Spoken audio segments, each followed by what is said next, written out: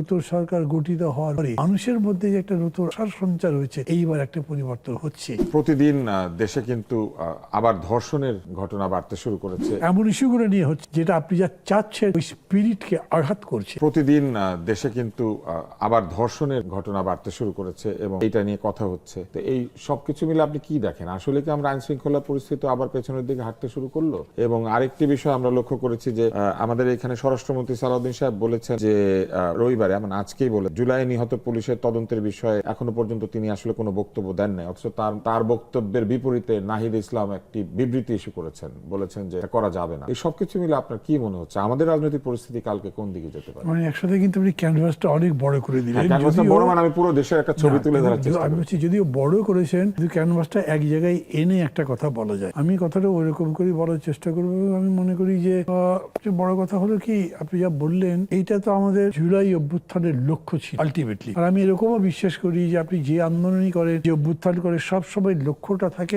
আরো সুন্দর জীবনের জন্য। সেটা সমাজ জীবন, রাষ্ট্রিক জীবন, আমাদের সবার ধারণা ছিল যে উন্নতি হবে, ব্যক্তি পারিবারিক জীবন, সবকিছুতে গুণগত রূপান্তর হবে এবং এটার জন্য একটা সমাজ চেতনা গড়ে তুলতে আসতে হয়। অভ্যুত্থানের সময় এটা হয়েছিল, গ্র্যাজুয়ালি এটা কিন্তু কমতে শুরু করেছিল। আমি বলছি এখন আমার এরকম বোধ হচ্ছে, এটা শুনলে অনেকে হয়তো কষ্ট পাবেন, কিন্তু আমার কথা ভুল হলে তো ভুল, আপনাদের কষ্ট পাওয়ার কিছু নেই, কিন্তু ঠিক মনে হলে রেকটিফাই করা উচিত। সেটা হচ্ছে যে এই নির্বাচনের পরে, তারপরে নতুন সরকার গঠিত হওয়ার পরে মানুষের মধ্যে যে একটা নতুন আশার সঞ্চার হয়েছে, এইবার একটা পরিবর্তন হচ্ছে। এটা হওয়া উচিত ছিল। অর্থাৎ এত লড়াই করবার পরে ভোটের মাধ্যমে একটা গণতান্ত্রিক সরকার পেলাম। এই সরকার একটা গণতান্ত্রিক বাংলাদেশ, একটা মানবিক বাংলাদেশ, কল্যাণের বাংলাদেশ, আমি কল্যাণ রাষ্ট্র বলি, এরকম করবে, তাতে আপনি যতগুলো জিনিস চাইছেন একটা কাভার হতো, কিন্তু এটা হচ্ছে না। দেখেন ওই যে সেদিন বেরো না, রূপগঞ্জের একটা কারখানার গিয়ে চাঁদা চাওয়া হয়েছিল, তারপরে সেখানে গিয়ে হামলা ভাঙচুর লুটপাট, গিয়ে ওসির কাছে মামলা দিতে গেছে। সে বলেছে সারা বিএনপির প্রেসিডেন্টের নাম দেওয়া যাবে। উনি তাই নামটা বাঁচে, পেপারে পড়েছে নিশ্চয়ই। এইটা আমি মনে করি কি প্রায় বাংলাদেশের সমস্ত থানার চেহারা একই রকম, চরিত্র একই রকম হয়েছে। পুলিশের মেজর এমন কোনো চেঞ্জটা হয়নি। এইখানে গণচেতনার বিষয়টা ছিল। এবং এরকম সময় একটা হয়, গভর্নমেন্ট যদি ভুল করে, এখন পর্যন্ত গভর্নমেন্টের অ্যাটিটিউড নেগেটিভ না, তারা পজিটিভ কথা বলতে চেষ্টা করছে।